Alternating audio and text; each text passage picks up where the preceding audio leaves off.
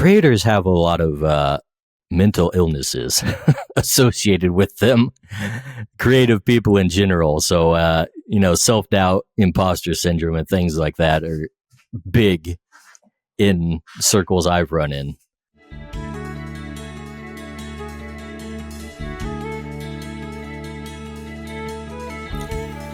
Do you feel continually let down by modern media? Do you miss the good old days, back when all that mattered was a good story and not some agenda? Do you have ambitions of picking up a pen and pad and fighting the creative war yourself? Then this is the podcast for you. Each week, I'm going to talk to a creator who said enough is enough and started making the content they wished was out there. Join us as we discuss the ups and downs of the self-publishing world. We want to help empower you to join the Iron Age of media. Welcome to Iron Age Marketing.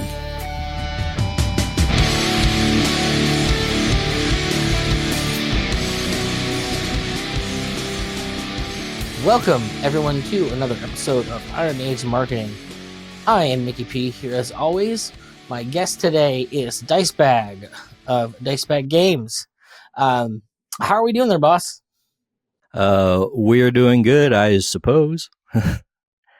Got the day off work, so that's good for me. Oh, nice. Well, when you work for yourself, you have more days off than not if you want them. I'm the only person stopping me from that.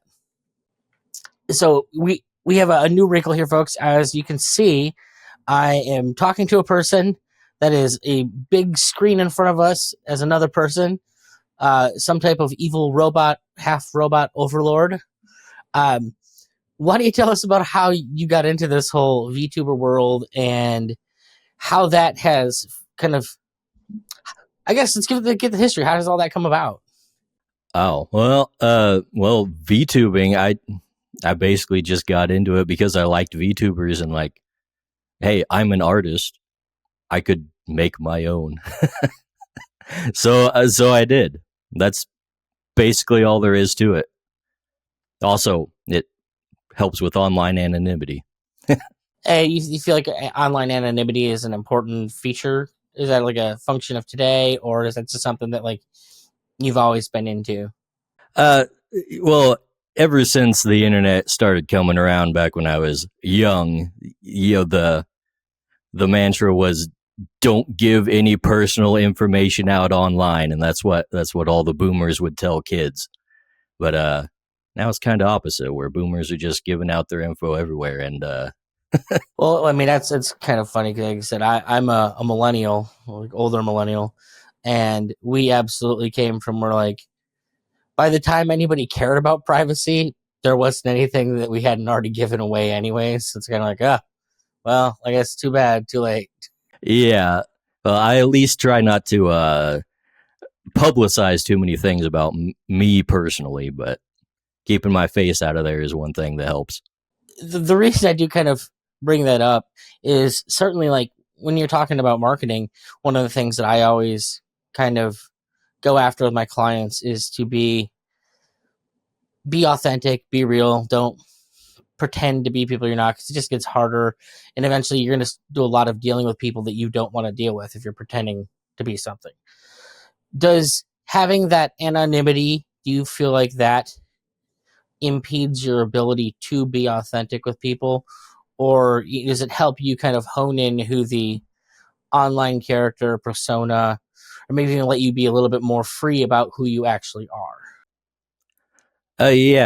Like I'm definitely a big introvert type, so like having a degree of kind of separation between like me and the audience or whatever, people online, kind of frees up my my ability to say things that I might not otherwise. I'm definitely more reserved in real life than I am like when I'm online and all that.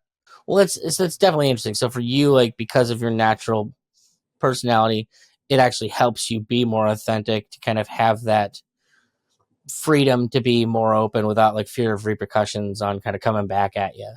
Yeah, I think that's a very common thing amongst VTubers. A lot of them are like big introverts, but They'll get on a stream and start making poo poo pee pee jokes and all that, but not something they do in real life. Yeah. So some of us, we'll do whatever we're gonna do. Now, kind of moving past that, you're a game designer. It's one of the things I kind of wanted to talk to more of you guys on, like, because I'm a big fan of role play games, and I've talked to a lot of comic book creators. I've talked to a lot of fantasy and science fiction authors on here, but like game people are a little bit more harder to kind of pin down, I guess. So, how did you kind of fall down that path? Why wouldn't you go with something like, I guess, that doesn't take quite so much effort? You could, as opposed to like writing a book, you're going to create probably 10 books worth of material to, do your thing. I'm not so sure if it's so easy. Like, the main thing I would say is I'm not like a storyteller. So writing books is like learning an entirely new skill for me.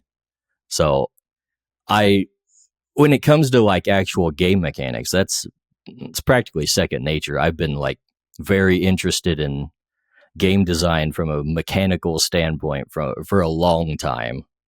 Like, I was way into like reading articles on Magic the Gathering and D&D back in probably decade or so ago, when I was really into those games more. Well, mostly Magic. But yeah, I've really steeped myself in that kind of information. So that's kind of the natural path for me. Also, just the fact that I also do art means that like my core skills are just making rules and making art, and that's pretty much all you need for like tabletop game design. So I figured that was my best entry into any kind of creative work, was that avenue. So then my next question would be, just given we're in the era of, you know, big brash imagery and movement and everything's got to be videos, why would you gravitate towards tabletop as opposed to, like, trying to get into, the video game space? Barrier to entry, mostly. I don't have to learn coding when I'm doing tabletop games, and that's the main thing. Otherwise, I'd definitely be doing video games, but just ever since I've been like working real jobs in life, I've been working like a lot of overtime and all that. So learning art and stuff like that was already time consuming enough. So I didn't want to pile on coding and all that on top of it as well before I started getting into actual putting out product. Okay, now you kind of mentioned that it sounds like Magic the Gathering and Dungeons and Dragons were the introduction to, like, gaming. Is that, like, would those be like your favorite types of tabletop games, or like what is the game out there now that you would say best represents like your taste and style in gaming? Uh, that's a good question because I haven't been able to play a lot of tabletop games recently. I kind of dropped out of Magic because it went super woke. So I didn't want to keep giving money to that or wasting my time on it. Also, most of the people. If it's any consolation, I got kicked out for politics reasons out of my Dungeons and Dragons World of Darkness group, so I get it. Also, most of the people I played Magic with just either moved away or something. So it's either, get online or just not have anyone to play with and just collect the cards and look at them in my binders. And that's it. But that's about it. Well, my daughter likes to collect the Magic cards to look at them in her binder, but I sometimes do that for Pokemon cards, but not Magic. okay. I was playing World of Darkness on Roll20 with a bunch of my friends from where I grew up. And then ultimately it was the 2016 election. And, my belief that, we probably shouldn't go attacking people that haven't, like, actually attacked or said they're even going to attack you, which made me a Nazi. And no more online gameplay for me, sadly. It was rough. But obviously it lends to your whole point. Like, well, certainly if that's like the expectation you have, given your own personal situation, certainly isn't unrealistic to expect. I should probably hide at least parts of who I am online because this is people's reaction to people. Just being a little different. So, understanding where you come from, tell me a little bit about your game. Most importantly, how I pronounce it, because I've never actually heard anybody pronounce the game, and I know how I would pronounce it, but I'm not sure how it sounds to you. So, Go for it. Everybody's gotten it wrong except one guy. I mean, personally, I would just say it's a fun way of saying creatures, but You are correct. It's just a goofy spelling of creatures. It's a portmanteau of crystal creatures, actually. So interesting. that was the original working title, but I didn't want to stick to that, so I just kind of smashed them together. Okay. And tell us a little bit more about what this game is. Like, to me, like I look at it, it feels so almost like a Pokemon type of game, but it seems like there's definitely some more involvement than that. Well, yeah, it's definitely Pokemon style, but I'm bringing in a lot of other influences because, frankly, the gameplay of Pokemon games is not the best part of it. But I do like the monster collecting stuff. I like the general style of the creatures and stuff that they have. So like I'm trying to bring that kind of element and like cram it together into like a D&D type of fantasy world here and then build a role-playing game around that. And that's basically the entire gist. Well, I mean, the fun thing about like Pokemon obviously is that you get to focus on the creatures. And I will always say, like, no matter what version of Dungeons and Dragons I was playing out, the one book that was always a must have for me was whatever the current version of the Monster Manual or Monsterpedia or whatever they're calling it in that particular version, because it's just fun imagining this world was just full of so many things that aren't here.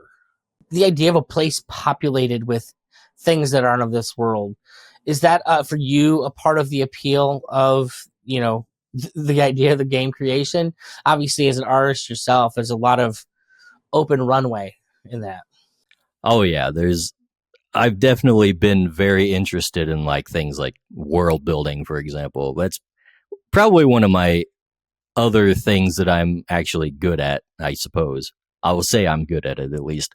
Hasn't really been tested, but it's game design, art, and world building. Those are my skills. Now, you kind of brought this up when when I asked people what questions you want to come up in the show. One of the ones you actually asked to come up was the idea of how game design impacts world building. And that's not necessarily, I guess, something I've ever really thought about. So I'm kind of interested to hear like what your thoughts are on that. Yeah, no, that's something like I've seen implemented in a lot of games, but I don't hear many people actually like discussing it as a concept. So like it's very interesting to me because like when I was talking about Magic the Gathering and all that, they would used to do, and maybe they still do. I haven't paid attention in recent years, but they do like whole articles about how they like built each of the new planes that they're visiting. And you could see that like they had very intentional ways of building the plane to incorporate like the 5 colors of mana and stuff like that. Because if you're building a card game like that, you kind of need to have a proportional representation of each color in each set. Otherwise, one gets left out or something. So that kind of has to be reflected in the world building in a way. And so they'll build a new world and have like, here's the red faction, here's the blue faction, here's the green faction. Or they'll mix it up and have like dual colors or tricolors or enemy colors mixed together or something like that. So that kind of turned me on into thinking like how else could this be used? And really, like when you're doing a tabletop RPG, it's almost like the world building and the game design are basically the same thing. Because if you make a rule about how the game world functions, then that's something that your players can interact with and kind of game themselves. And I came to that conclusion, to that realization, I don't know, probably like a year ago, where I'm like, I can work in a lot of this world building as like new mechanics or something like that. Well, certainly, like my personal favorite game is New World of Darkness, and that's a really tough game because of like the way that it handles its dice rolls. It's these done with successes, and it always felt like it made the world A seem a little bit more gritty, which goes hand in hand with I think how they wanted that game to feel. But it also felt more natural to me. Like when you're firing off rounds at a monster, like it should be pretty darn hard to hit the damn thing. And so you want to have a more difficult, system for that. And so definitely the system goes hand in hand with how the gameplay is going to feel. And like that world is just inherently going to feel more dangerous when it's harder to kill things. And especially when you're dealing with monsters as like humans in a Mortals campaign, you should feel like you're going to die in pretty much every situation you're in. Yeah, well, there's also like just things about like how the magic systems function and things like that. Like in D&D, the whole thing with like spell slots and the way people memorize spells and things like that, that plays into how the world will function. And that's just a straight up game mechanic right there. And I've seen a lot of video games do this too, especially like indie games are very they'll use this a lot where they practically like build the entire game world around like a specific mechanic that's very prominent. Like I played this one game, I forget what it's called off the top of my head, but it was like you're the premise of the game in the world is that like you're some kind of weirdo manifestation from like a storybook or something, and you have to like go into other storybooks and like fight off some kind of corrupting force that's like changing the stories or something like that. I'm interested in this game, just for the record. It's very up my alley. It's been a while since I played this, but it, it's a little fuzzy. It's something weird like that. But yeah, just the whole premise like is like it's a it's a coat of paint over the mechanics to like justify why like the game mechanics are the way they are.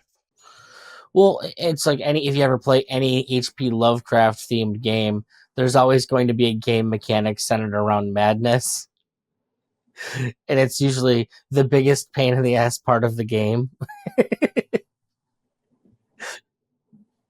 But it's also like part of the structure and why the game is the way the game is. It's also part of why the story is the way the story is. I mean, the whole cool part about Lovecraft is it's, otherworldly beings and always on the verge of sanity. Yeah, it's kind of like what's that game? Um Darkest Dungeon. That was one that was very tight when it came to the resource management. Excuse me. And they dealt with the sanity a lot for your characters and stuff like that. That game drove me crazy though.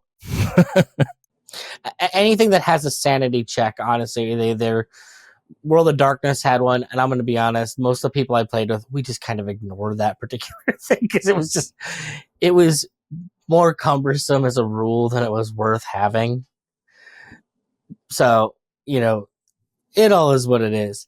One of the questions you also brought up, this one actually was really interesting to me. So when I asked you, what's a topic in marketing we could talk about? And you mentioned getting over the stigma of marketing. And as a guy who does marketing. I love talking about it. I love getting into the psychology of like why people want things and how you can actually convince them that what you have is worth having. When you're talking about the stigma, I think I've got a pretty solid idea of what you're talking about as I bring up that Niobe Games conversation I had with Draw and Talk, Tyler. Um, that guy just all apparently, according to him, all marketers are scam artists. They don't do anything valuable for anybody. Even though most of the really good marketers I know, they make percentage, they make part of what they make off of people in most cases. The exception being like low tier copywriters that'll just charge like hourly rates and stuff like that. So it's like if they don't make money, then or you don't make money, then they don't make money. So just the idea of someone hating marketing for hating marketing's sake seemed weird to me. But I do recognize it's out there. So I'm assuming that's kind of where you're coming from with that question, right? Yeah, it's especially like prominent amongst creatives. It just feels like it feels dirty to kind of go out there and shove your stuff into people's faces and trying to get them into it. But it's something that people need to do if they want to make any kind of living off of this stuff. If nobody sees your stuff, nobody buys your stuff, period. Right. And like, I don't think anybody actually likes ads unless they're a professional marketer, maybe. But, you know, I've kind of come to a realization not long ago that, most of ads are annoying. Yes. I hate ads. I don't like it when ads are in my way, but I just scroll past them and all that. And at best, they're forgotten. Then there's like the 1% of ads, 99% of ads. I'm like, get this out of the way. But then every once in a while, I come across one and I'm like, oh, I want this. So my wife used to complain so much about Facebook and all the ads that she'd get. And I'm like, well, that's because you're doing Facebook wrong. And the reason I say that is because so for me, I went to great lengths to make sure that what Facebook would show me was very curated. And so there was like a sweet spot where like all Facebook showed me was bands that I might like. Like that was the only advertisements I got because I'd like tell them not to show me anything else and then make sure I clicked, oh, this is cool. Show me more of this. And so I'd get like maybe 2 or 3 posts from people I know and then like an ad for some band. And, I guess I'm about like, I don't have any problem with people showing me things that I might actually want. My problem is when they show me crap I don't want. Or when I go onto YouTube and I'm trying to like, click a trailer for a movie I'm interested in seeing. And then they show me a trailer for a movie before I can watch the trailer that I want to watch. And I'm like, I opted in to watch this advertisement, guys. Like, you're advertising me on my advertisement. Like, this just feels wrong, feels stupid. Yeah, it doesn't endear you to the platform, really, does it? Especially if you're watching some video just for like the vibes and you just got it on the background, like it's some kind of nice calming thing that you can just put on for background noise while you're working, and then an ad comes on in the middle of it. Well, I'm of a mind. I mean, with YouTube's trajectory in the past couple of years and the way that they've been treating their creators, I don't think YouTube's going to be around in 5 years. Like, I think something will usurp it. I don't know if it's anything that exists yet. Probably not. But they just treat the people that actually make content too shitty to stay around. Like, it's like they keep raising that minimum bar to actually paying anyone. And, you have to be on YouTube for so long now, like, and create so much content to maybe get seen, to even, like, eke out a few pennies out of them. It's like, I don't know who can do that much free work for as much as it takes to, like, wait it out. Yeah. Well, I've seen actually YouTube probably in the last 6 months or so. They've actually been doing more to help small channels from what I've seen. I regularly see like videos pop up in my recommended that have like single digit views from brand new creators. And I'm like, huh, that's weird. Interesting. I still see the same crap I've seen for the past however many years. So yeah, that is interesting. I think they also lowered the minimum requirements for monetization recently, but I haven't looked into that. They backtracked on it essentially. I guess so. I think it's like half of what they had it before. Okay. But I know this because I recently started up a YouTube specifically for the game. So I've been looking into that. So to kind of call back to the original question that you were asking, and this is something that like you'll get in probably any sales book, and it's definitely something that I'll stand by. And it's the idea that anything you're trying to sell, you should think is amazing. And it's you should believe that it's going to enhance at least whoever your target market is, their life is going to be better for having it. And so as a creative, you should never feel guilty about wanting to bring something that's going to bring other people joy. You may be wrong, but the whole idea is that it's capable of doing that. You believe it's capable of doing that, and they're going to miss out on what this has to offer them if you don't bring it to them. And it's like, you know, anyone will tell you, like, if you don't believe in your product, just quit, because you're never going to be able to sell it. Part of being in sales is like believing in the thing that you're trying to sell. Yeah, I think a lot of creatives have that mentality. They're just kind of reluctant. I don't know how to put this. Maybe creators have a lot of mental illnesses associated with them. Creative people in general. So, self doubt, imposter syndrome, and things like that are big in circles I've run in. I mean, even in VTubers, when they're not really like artists or anything, I hear people like blackpilling all the time about things that aren't as big of a deal as they should be. Well, it's funny you say that. I mean, obviously, I come from like the world of music. Like I've been a musician my whole life, so I've experienced all of this from being a frontman in bands and whatnot.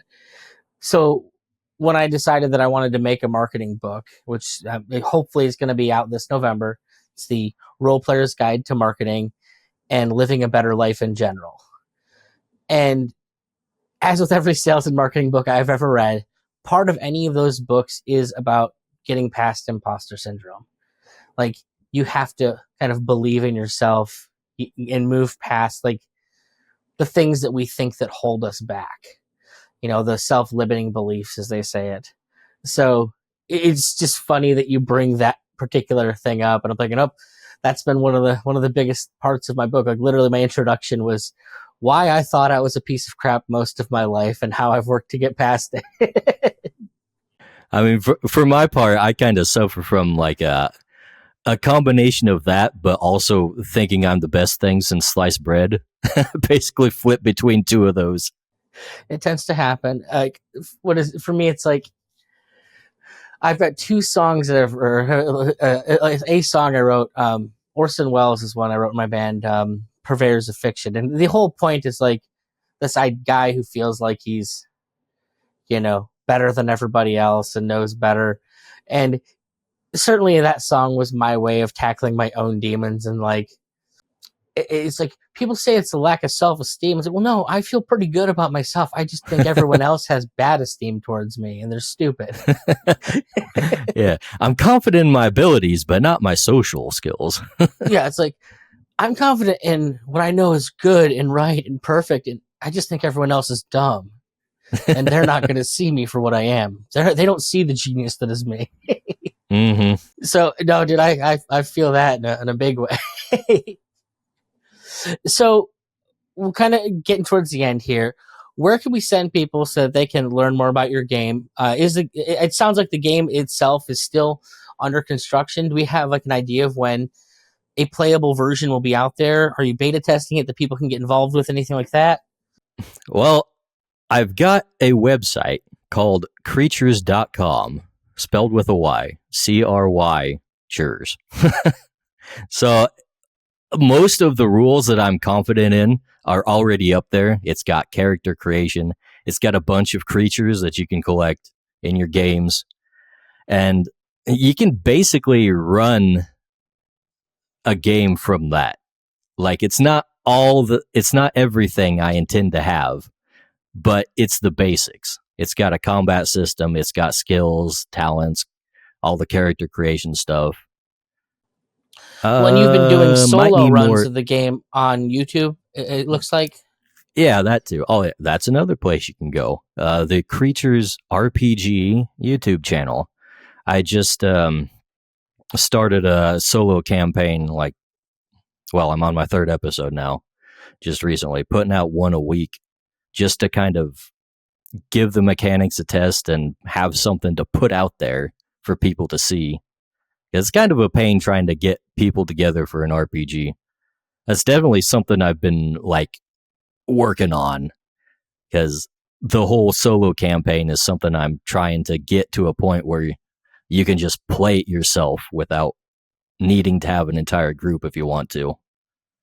Well, I only know a handful of people that even bother playing solo tabletop games, and those are the guys that really love tabletop gaming. And it's like most of them are, in jobs like college professor, where they're only doing it because they've got an hour a week where they're not dealing with wife and family, and all they want to do is play, and they don't have time to organize other people to do it.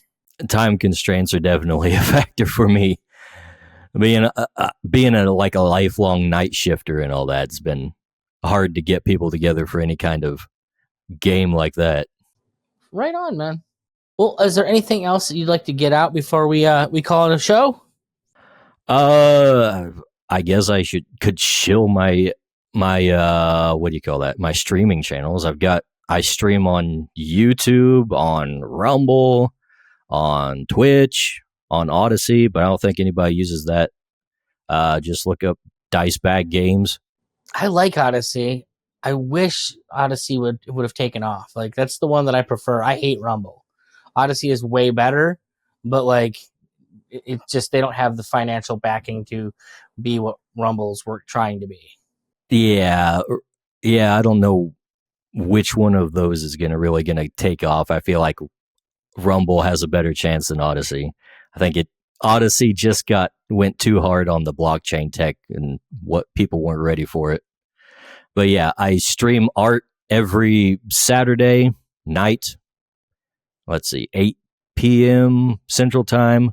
And that's where I'm just usually working on art for the game and all that. So if anybody wants to come by and chat, talk about the game or whatever I'm doing, or just shoot the shit, whatever, I'm down for it. I can always use company while I'm drawing. That's why I do these streams. Well, I'd like to thank you so much for coming up, man. It's been a fun conversation. I'll have to get on there, and honestly, one of the things I do like about what I've seen in the game is that it seems like something that, as a father, would be really easy to share with my daughter. Mm-hmm. The characters, it's not to say that it looks, she's not really a child, but there's nothing that's going to be super offensive to anybody, to bring them in. Not a lot. It doesn't look like there's a lot of blood and gore and all that. The creatures are generally kind of cute, friendly looking. Yeah, I'm trying to keep things in the Pokemon paradigm. Yeah. Right on. Well, you have yourself a good one, and thanks again for coming on, man. Thanks for having me. Do you fancy yourself the next Tolkien, Lewis, or Barker? Maybe you just have something subversive to say.